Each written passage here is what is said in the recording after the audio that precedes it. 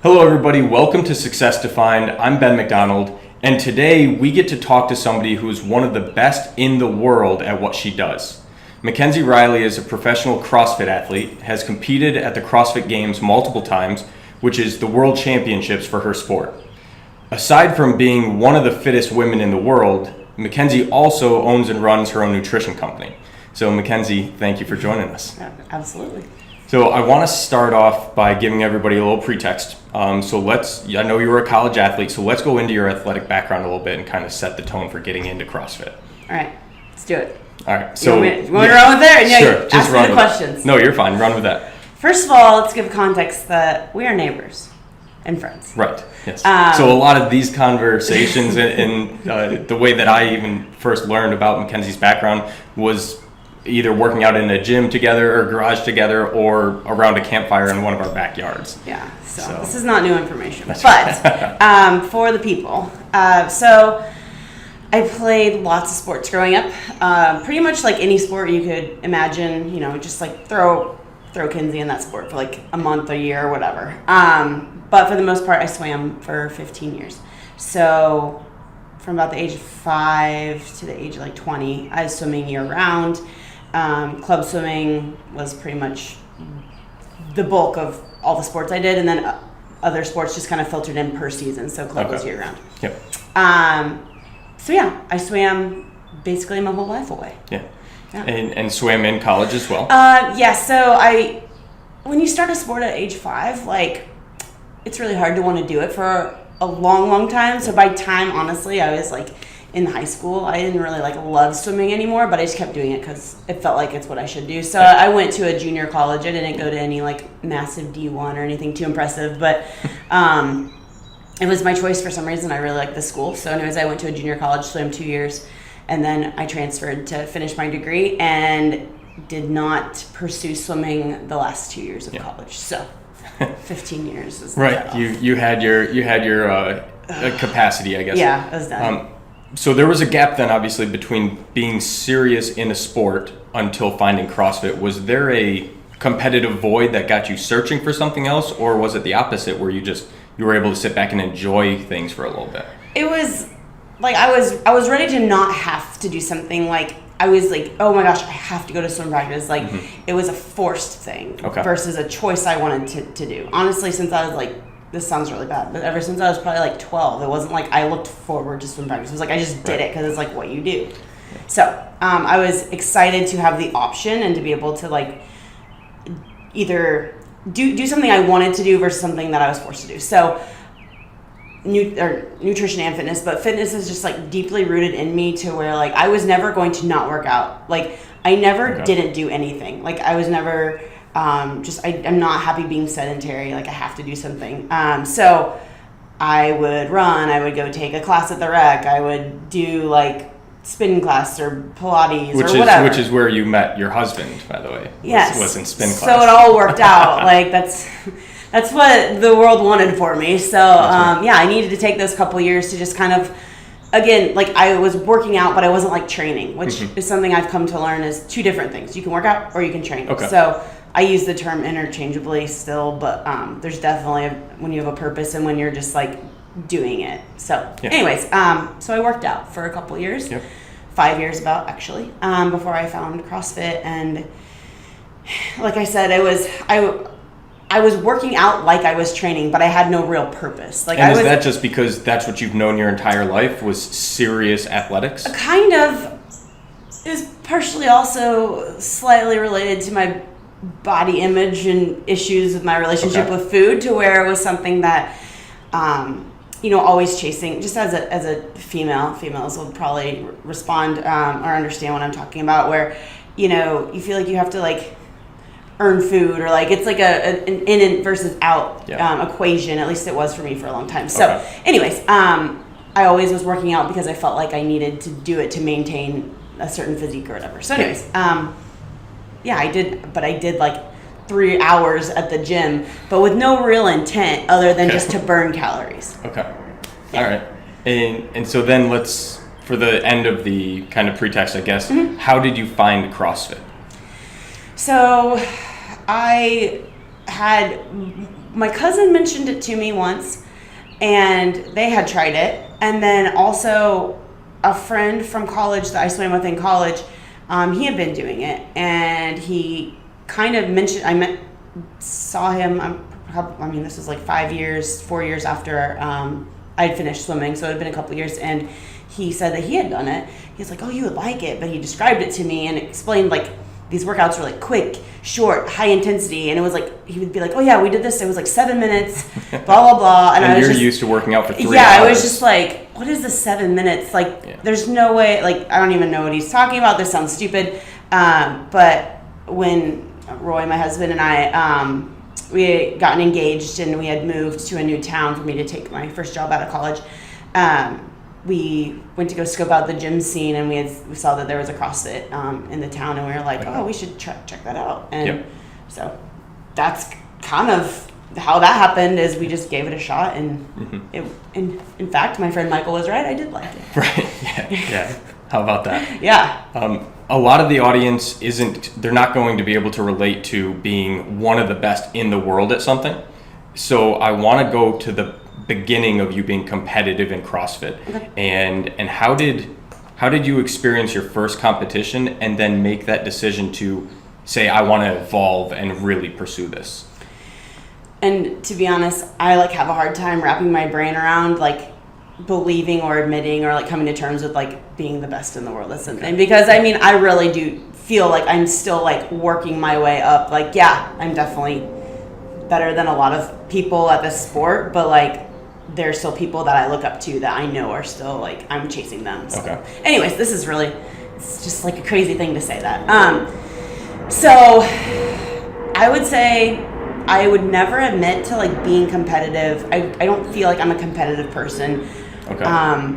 Which is weird because I'm super competitive when it comes to CrossFit. So like until like this sport came into my life, even as a swimmer, like I was always against yourself. Like swimming is like against the clock, against like your best times and being better than yourself. So I would get competitive with myself, but it's hard, but being competitive like against others, being like aggressive, like when you play like sports, like contact sports, or like, against other people where it's like your score versus my score, like sometimes it's a different type of like competitive aggression. Right, and so, and this is just another great story about Roy and I. We would play in this like intramural kickball league, and he would just want to peg people, and like, we're like diving and like sliding, and I'm just like rounding the bases, like, oh, I'm not gonna make it. Like I just don't get competitive like that in those settings. But something about CrossFit made me like, it just makes me really competitive, and I think it's like the challenge to myself. That's part of it. So when I came into CrossFit, I had a pretty solid, like, I'm pretty coordinated in general. I would say like body awareness and coordination comes a little easier for me than I've seen other people. So that paired with my aerobic capacity from swimming, and then a solid amount of strength. So moving weight, and then you get into like Olympic lifting where it is coordination and moving weight. So like some of those things came more naturally for me. So that was encouraging. Just 3 months into the sport, I wanted to do a competition. I saw like videos of it online. I didn't even know the CrossFit Games was a thing. I just saw people doing like competitions. So I was like, I want to do that. That looks awesome. Right. And so I signed up for my first competition, and it went like, whatever. But it made me just want to be better, because and then the more I would look into the sport, I would see these girls doing like amazing things, which to me as an athlete, like I look at girls with like muscle and doing like lifting weight and doing amazing gymnastics. And to me, that's like, I want to be like that. And not everybody has that feeling, but just because I have the feelings about fitness that I have, that's what was driving me. I was just like, I want to be like that. Like, I don't even care. I know I'm never going to go to the CrossFit Games. I know I'm never going to do this, and that. But, like, I just want to, like, be better, and I just want to be able to do, like, those sorts of things. So, ultimately, it was just, like, the rewarding. Like, I just wanted that to be, like, I can do that, and I just think that's awesome. Right. Like, it was just, like, a... More for enjoyment than anything else, it seems like. What's the word? Self-fulfillment? Yes, like just feeling like good about. Like you're accomplishing something you're chasing. Yeah, pretty much. Yeah. And so. And through that, the better I got. Right. You know, I think Roy was one of the first people who was like, Kenzie, you're good at this. You should be serious about this. And in my mind, I already was, but I didn't want to say that I was, because then it's real. Yeah. So, and I've said that before, it's, you don't want to say it out loud, because then other people know, these are your goals and you have these ambitions, and then you look, either they're going to judge you and think you're crazy, or there's no way you're going to be able to do that. Or when you don't accomplish it, then other people see you fail. And it's just this whole thing of just don't put it out there. And then if it doesn't happen, no one has to know you ever cared. Yeah. So is that still a struggle in your life today? Or have you been able to almost conquer that through achieving some goals that you've done? I would say even into last year, definitely, self-doubt and confidence, I think in general is just, I think it's human nature just to not have it, you know, just because we're so afraid of what other people think. It's just a culture thing. Right. So even though I've proven to myself, which this has kind of been the evolution of myself as an athlete in this sport, is the more I succeeded and the more I achieved, the harder I worked, the more I saw myself climbing the ladder of, oh my gosh, I'm doing better. I've gotten better at this. I beat this girl. She used to beat me. These little things that would just kind of fill up that confidence tank. Mm-hmm. But it's all put on display on the competition floor, where, it doesn't matter what you do in training, what you do, in the confines of your little world. It's you either go out there and do it when it matters, and that's what people judge you on. Yeah. So going into last year's season with my goals of making the CrossFit Games, it was even though I know I can do it, this is where people either get to say, haha, told you she could, or I knew she couldn't, or stuff like that, to where that made me a little bit nervous, because whether I could or I couldn't, it didn't matter if I didn't do it on this day at this place. Yeah. That confidence has kind of gotten better, where I do believe, but I'm not the person that's just oh yeah, well, when I make the games or this year, because people say that, everybody around me is just oh yeah, we're going to talk we're already training through to the CrossFit Games. And I would feel like a fool by just assuming that's something that's going to happen. Do I believe I can? Do I believe that I put in the work to make that, to achieve that again? Yeah. Do I feel fitter? Yeah. So why wouldn't I be able to? Because you don't know what's going to happen. Yeah. So I try not to just assume I'm at that level to stay forever. Yeah. But there is a certain amount of confidence that I do have, that I've gained over the last year, especially, where I feel you should feel confident in knowing you can do that. So, and I have to imagine that combination has actually led you to probably perform better over time, because you're training day in and day out, not with the mentality of I've already made it, but I still have more work to do. Right. And I think that I like to use the hashtags stay humble, stay hungry. It's something that at the gym I train at, they say, or it's something I picked up there, is, you want to stay humble, but you also have to stay you're fighting.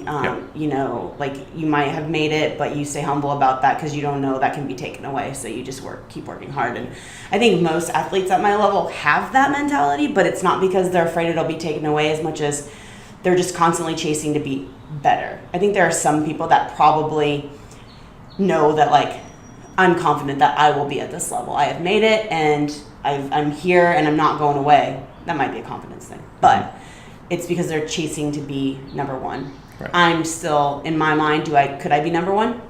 I think that if I really aligned my lifestyle, I could make a fighting chance. But at the same time, right now I'm still just I just am proving, just still working on continuing to prove to myself and to other people, whether it matters or not, what other people think, still earning that sort of nod that yeah, she's meant to be here, and she's not going away. Yep. But so with that, of pursuing that, of trying to get to number one and aligning your life and things like that, what keeps you going, of the just having the motivation and drive to make that pursuit of such an elite goal every single day? Yeah, it's not easy every day, that's for sure. I mean, and I've said before, and I will say, I love training, which, we share that where some people it's like, oh my gosh, I don't want to, whatever, and they come up with a million reasons why they can't work out, and I can't wrap my brain around like why people wouldn't want to work out every day. So for me, that's like really natural to want to do that. But on top of that, like I'm not bored with CrossFit. I'm not bored with my training. It continues to challenge me. I continue to have like goals set for myself that keeps me wanting to train and get better. I think goals are important, and so not just the goal of being one of the best in the world and achieving X, Y, and Z in my sport, but like just goals of, wanting to improve this skill or hit this number on a lift or be better at this, like those things almost every day. It's like kind of like the micro goals. Like, do I have goals for my career? Yes. Goals for a season? Yes. Goals for, we can get into this cycle, that cycle of training, and then you even have goals like within that day, within that workout. I'm going to hold on to this many reps of this. So like just goals along the way make it a lot easier to stick with and achieve. And it's like those baby steps that you can say, I did it. And then that's like encouraging versus you only have one massive goal and you have only one season to like achieve that goal. And you have to wait an entire year. Like you have to have small goals along the way, I think, to keep the motivation coming. Yeah. Because otherwise, waking up every day only worrying about the CrossFit Games, you're not going to be able to give 100% to every single day. Right. And it's just it's like such an insurmountable, just like it builds up it puts like a lot of pressure on that goal. Yeah. If you have little goals along the way, like I just, hit a PR snatch the other day. And like that makes me feel like I'm still making progress. Like I just did that. Like I'm feeling good. That's a confidence builder. Like those sorts of things help you through the season and help amp you up. To get ready to perform well when it matters. Is like it's just morale is important, but it is tough. And some days feel better than others. I train by myself every day, so like that's another thing. Is I'm a self starter. I feel like I operate well independently. Do I like company? Do I like training with other people? Yeah, I love training with friends. It's fun. But like having that kind of mix up where it's like sometimes it's with people, sometimes it's by myself, sometimes it's here, sometimes it's there. Like and in CrossFit things are always constantly varied. So it keeps things fresh. So yeah, there's a lot of different variables that can kind of play into hitting it every day and how you keep coming back to it. But a lot of it's like up here and a lot of it's just like in here and like your heart and your spirit and your attitude. So on this, I've talked with a lot of people about balance in their lives and pursuing multiple things at once, things like that. You have aligned your life to the point where you're going after one major thing. What are some of the struggles that you found over the last few years of your life that it's as a result of going after one major thing? Right. And it's crazy because like ultimately you have to be like so 100% committed, like lifestyle from like top to bottom. Like you have to be committed to the goal to achieve something like this. You look at the top of the game, the best in the world, and they eat, sleep, and breathe fitness. And to some degree, most people at the top, their life does revolve around their training. And I honestly have to say that that's literally how my lifestyle is.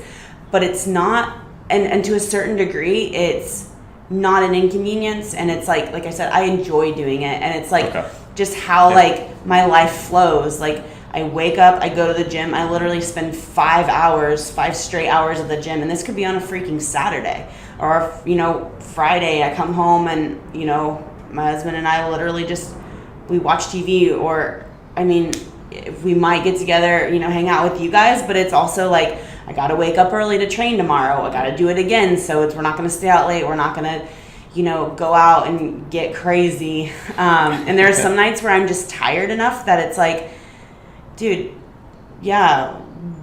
walking 2 houses over and like hanging out and chatting is not a lot of energy. But some nights it's like, I just kind of just want to lay. And like, so it's really weird how like it can take a toll on that sort of aspect, more of like the social aspect, but it's not because I can't. People think, oh, you can't eat this or you can't drink that or you can't do this. And it's not because I can't, it's because I don't want to, because like I'm content, like literally grinding every day for something that is such a longer lasting like sense of fulfillment than something that is so temporary. And like, I mean, you have to have fun once in a while. And I will, and there's a time for that. It's just different times of the season, obviously. Right. So, I mean, I like to go out and have fun, but like at the end of the day, what brings me the most, like what's the most fun and most fulfilling is something much bigger than like these isolated little like fun like episodes, which again, I'm not a total no funner, but but it's the deeper gratifications, not the instant gratification. Exactly. So I mean, I don't look at that like a sacrifice. Sometimes I kind of see it as like, oh my gosh, like that would be cool to do that, or like look at how much fun they're having. But I can't not care about this enough to live so like freely that, you know what I'm saying? I do. So it's kind of a trade-off for having such deep passion and such a big goal. I don't get to live like a more like free-spirited, easygoing lifestyle.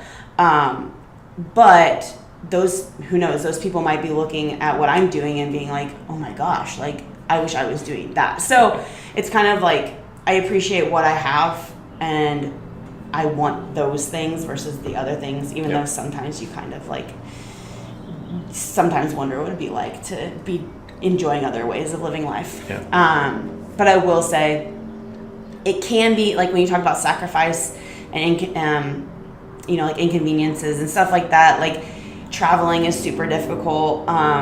It doesn't have to be, but for me, my sister thinks I've like put it in my brain that it's difficult, but it really is, because you know, going to see my family for the holidays, it's like I want to see my family, but I got to get in my training, which is again 3 hours at least. You know, and then I got to see these people and those people, and my food, like do I have, you know, snacks? Is there going to be food that I can eat there? Like it's just like making sure you have what you need to continue to keep your eyes on the goal. Because you can't just say, oh, I'm going to take 2 weeks and go visit people and not eat right and not sleep and not train. You can't really do that. There's times of the year where it's good to take those breaks. But yeah, like I was just gone 2 weeks ago back home, and like now I mean, that's not something I can do right now. Did it, but like those aren't things that you can just be like, okay, I'm just going to take this time off, or I'm just not going to care about that. Like you can't do that. And then you seem anal retentive, and you seem like all Kenzie cares about is that. Like you need to be, can't you just focus on that?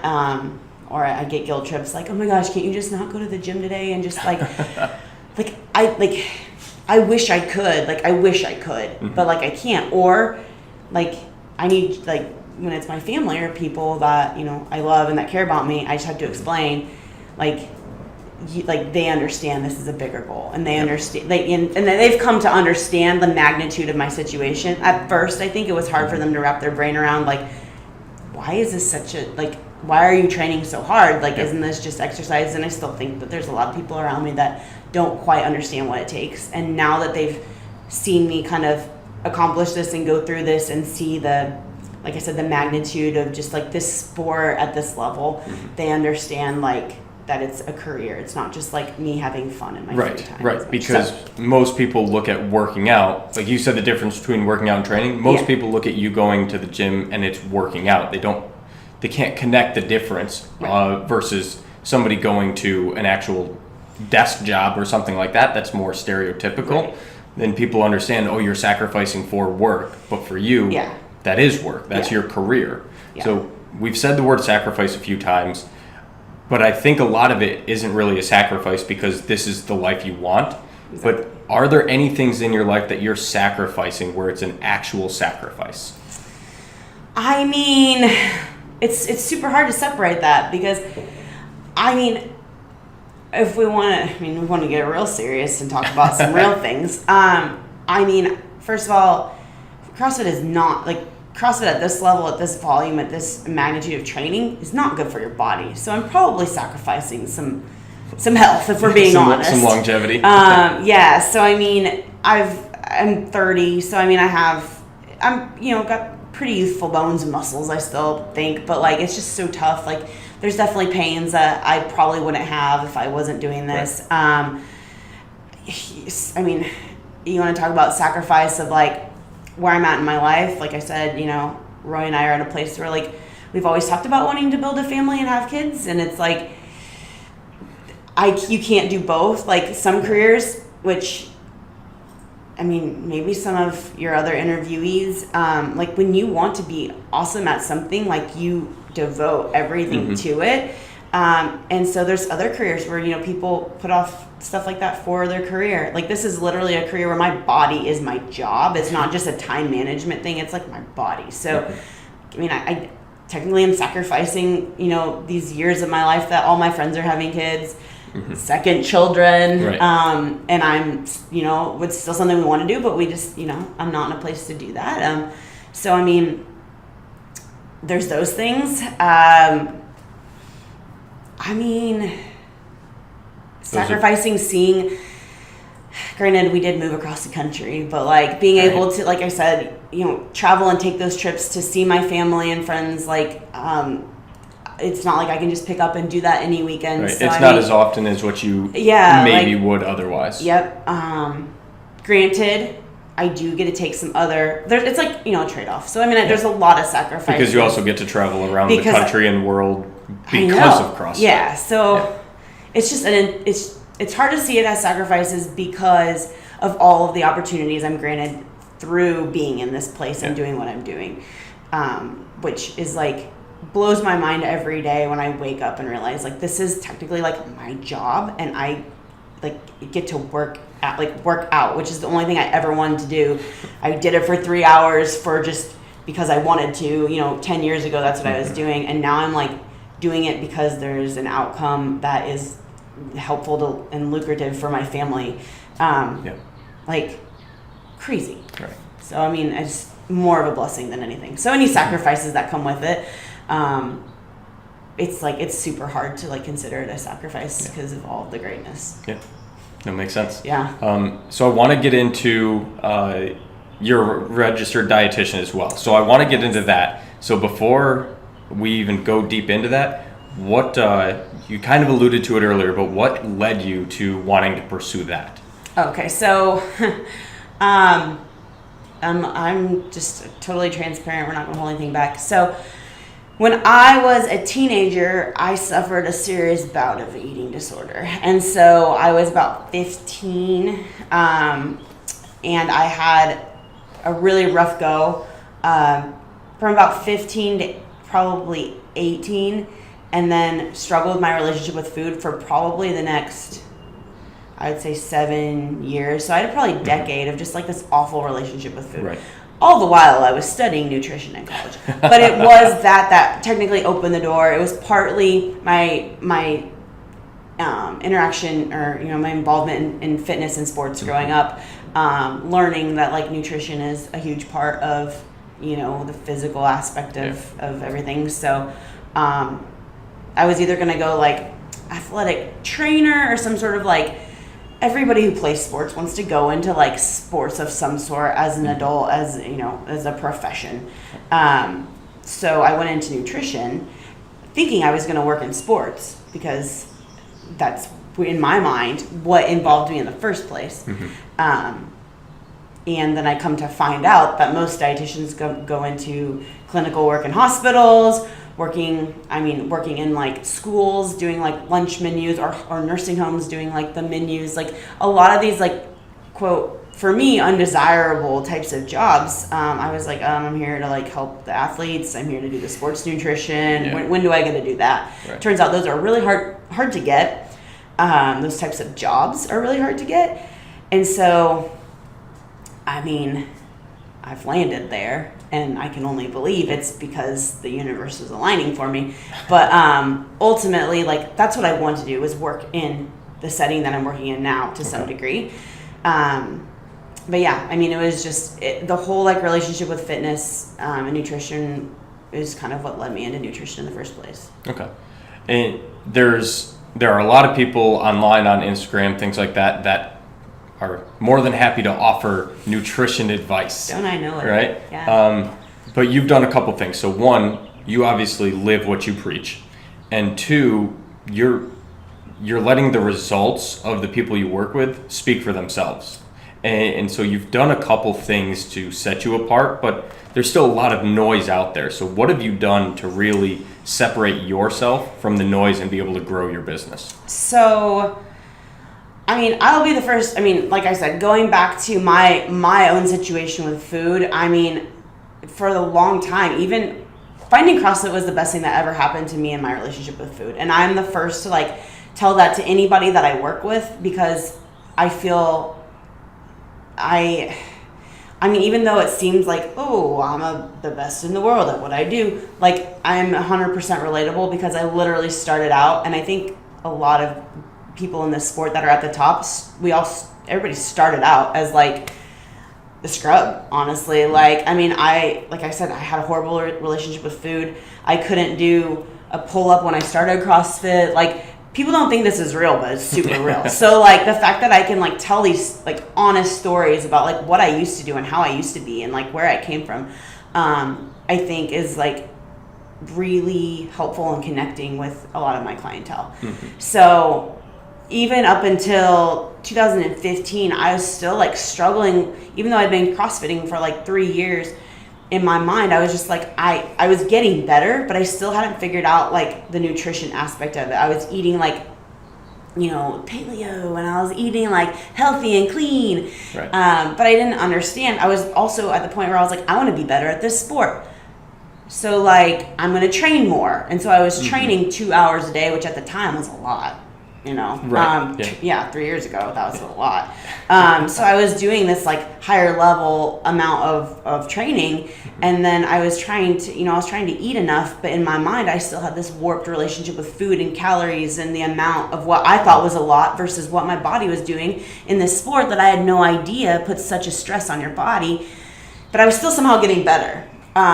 Anyways, so. But when you start from not being able to do a pull-up, right, you can throw a lot of things against the wall and do better just because of volume. Yeah, so like, yeah, it kind of is like this huge like cascade of like, oh, better. Like, you kind of quickly over the first like couple years, and then you get to a point where you want to dig deeper, and then you gotta start looking at examining the smaller, finer points. So anyways, I was at a point where I was like, okay, here I am, I'm a registered dietitian. I get paid to do this for a living. I have 2 degrees and a license, but I still can't figure out how to eat because I still feel like I don't look like I work out. Like, that's honestly how I felt after I was CrossFitting and I was getting way better, but I was like, I still look like I look like a normal person walking the street that has never walked into a gym. That's what I felt about myself. Again, it was probably somewhere in between. My body dysmorphia is a little out there. So, anyways, so I enlisted the help of a friend, or my friend was working with somebody who I now get to call a very good friend, and he still is my nutrition coach. So even though I had to swallow my pride as a professional licensed dietitian, I asked this guy, I was like, hey, I know you help my friend. Can you take a look at how I'm eating and tell me, like, if this is right? I'm really embarrassed, but it's like coaches need coaches. Like, you know, everybody needs somebody. No one ever knows everything. And so he was super smart in lots of areas that I wasn't, even though I had studied all these textbooks. The application is entirely different because I was working in a situation that I was totally unfamiliar with. This sport, even though I've been doing it for years, I still didn't understand the amount of stress it puts on your body. And for people that aren't familiar with CrossFit, it is not like you're like going to the gym and doing some elliptical or doing like a body pump class. Like, there's a serious amount of stress like on your body, on all your systems. So he helped me kind of navigate my own waters. Like I said, this started in 2015, and like I texted him today and it is 2018. Like, we're still, he's still like my coach, but now we operate kind of side by side, where I am a nutrition coach, he is a nutrition coach, and we kind of share the clientele base. And so I get to talk about how I worked with a coach and how he helped me and how I went through these sorts of like wrapping my brain around eating more food and like sleeping more and just all these like way more amounts of carbohydrates. As a female, we think carbs make us fat. Like, all this stuff that like went through my brain that I can like relate to all of the people that I tell them this, and I'm like, been there, I know, I already know what you're thinking. Like, So I think that walking the walk, talking the talk, like that's a real reassuring thing. It's not just somebody spitting something at you. It's like, I've done this, so I know.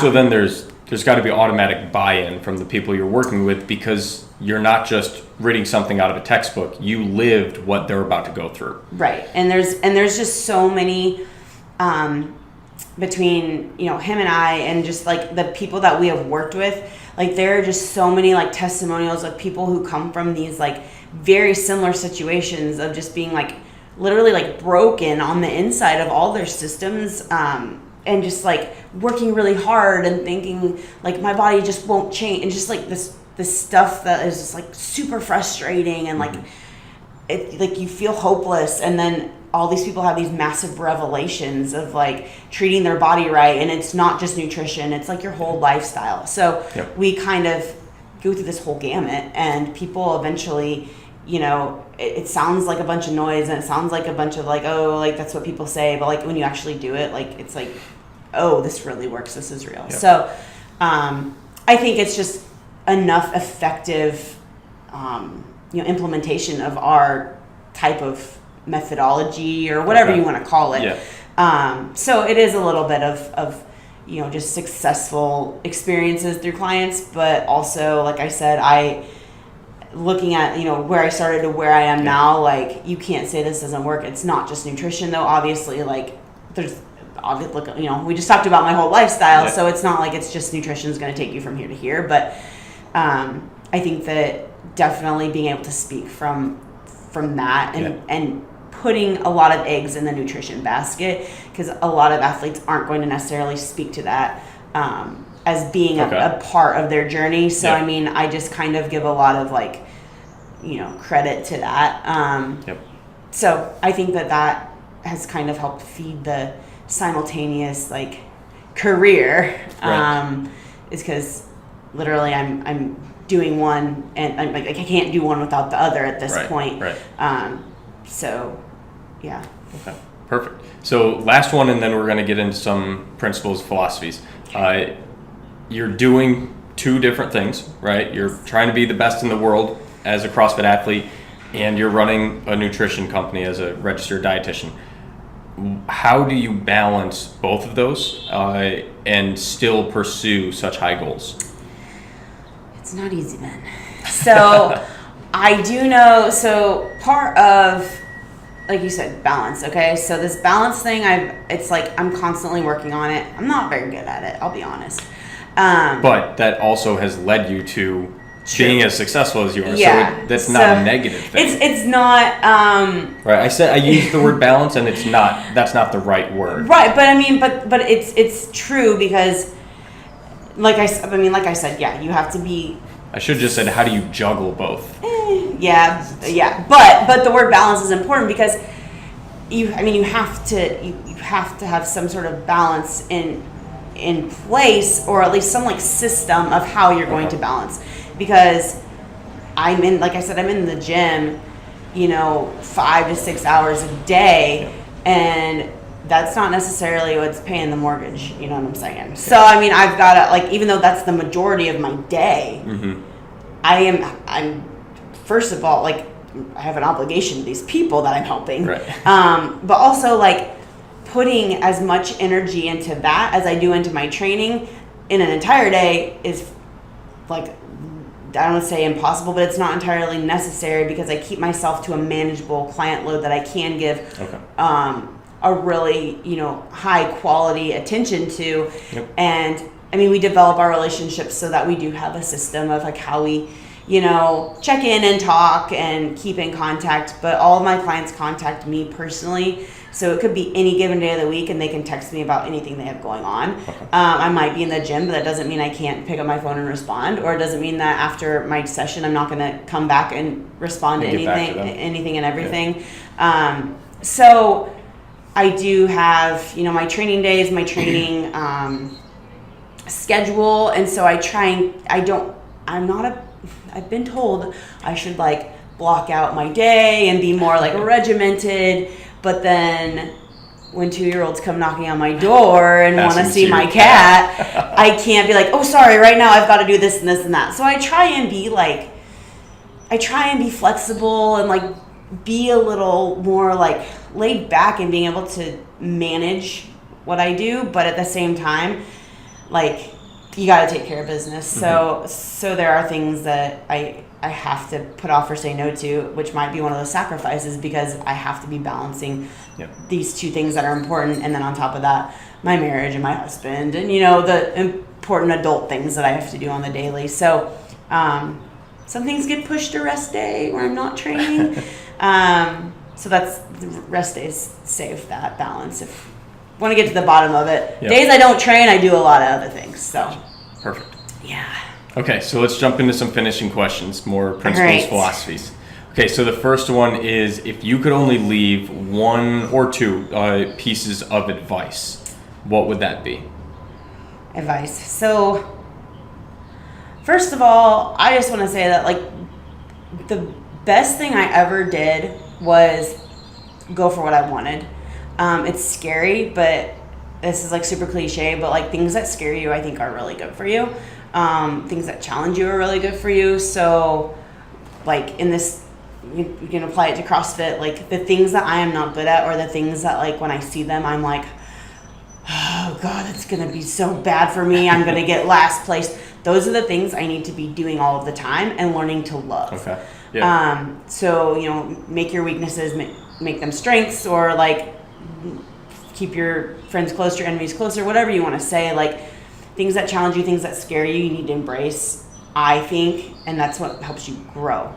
Avoiding them is like, you're just going to stay in the same place. Yep. Same thing, like, I worked a full-time job with my degree, my master's degree, got a freaking cush job. Like, it was easy living for a while, and I was super unfulfilled, and my heart was in training, and my heart was in, the fitness aspect of nutrition, and I was super not passionate about my job, and I went to work and would wait until work was over to look forward to go doing what I'm doing after work, which not everybody loves their job, but I feel like I didn't want to live that life of like not living my passion. Yep. So I was scared, but I quit my job and started pursuing what I'm doing now.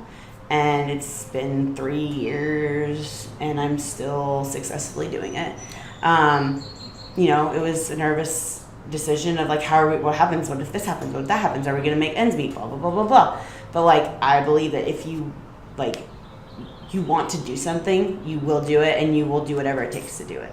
So I think that just taking the leap without the safety net, if you have safety nets, if you have fallbacks, if you have complacency, you're never going to go for the things you want. You're never going to achieve what you want. And on top of that, another principle, if you're not living like with passion and like happiness every day, then like, I'm not saying you're not living, but like, look at your life and like, ask yourself, like, what makes you happy? Like, what do you look forward to? Like, what are you passionate about? And like, pursue those things. Because I think life is just too short. Like, that's just me and my life experience. Like, living a life of mediocrity is not something that I'm trying to do. So, If you're going to do it, like, just do it. Yep. Perfect. Yeah. All right, next one is talking about pillars in your life, things that are most important. What is most important in Mekenzie Riley's life? Like today, right now? Sure. Yep. Relationships. I would say, like, this is where it's really hard. Like passion, which you want to call that a pillar? Yeah, whatever you want. I don't think there's a wrong answer. I know, but it's like I said, I don't know how to break these down into pillars. So, like, I would say, relationships, like passion and happiness. I don't know. Yeah. Which to me, passion and happiness, kind of, if you have one, you have the other. But at the same time, pursuing a passion doesn't always, you would think it makes you happy, but there's also other things that make you happy that aren't necessarily your passion. Right. So I feel like it's important to have but I also think relationships make you happy. So they're maybe like a little intertwined, but I feel like those are like that's like the balance that I'm always seeking is, first of all, the relationships and the people like in my life that bring me like the happiness, that support my passion. And then my passion is what, like I said, I'm pursuing every day. And the people I meet through it, the people that support me, like I said. And then, I don't know, I think happiness comes from those other two things. And so I feel like if you have them all going on, to me, that I think it's a stable foundation. I don't know. No, that's great. That's I just came up with that. I was really impressed with myself. and we're recording it, I so know. You won't forget it either. Okay, name of the show is Success Defined. How do you define success in your life today? Now I just sound like a broken record because that's kind of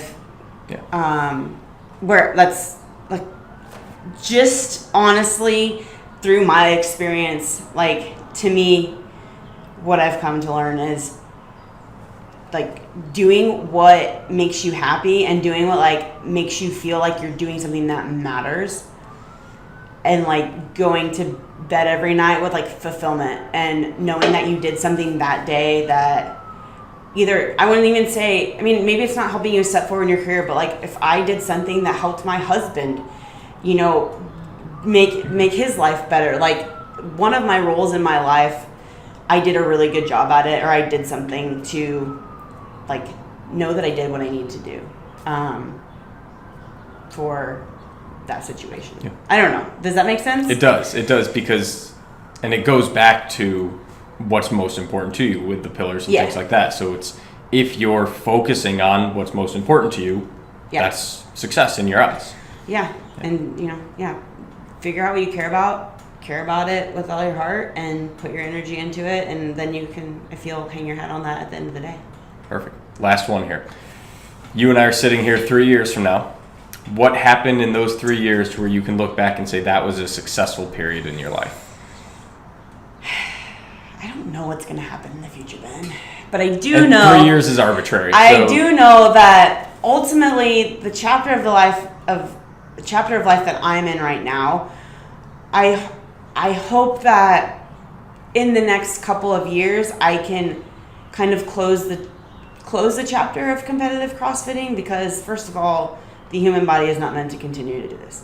Second of all, like I said, we do have other goals, in our life and other things we want to do. And as I said, this lifestyle doesn't necessarily allow for some of these other things we want to do, places we want to go, stuff like that. So I want to be able to walk away from this chapter of competitive, best in the world tier CrossFit without any regrets, knowing that I did give it my full effort and I'm not going to drag it on longer than it needs to. I want to be able to walk away from it and feel content with it, and continue to CrossFit and continue to be healthy.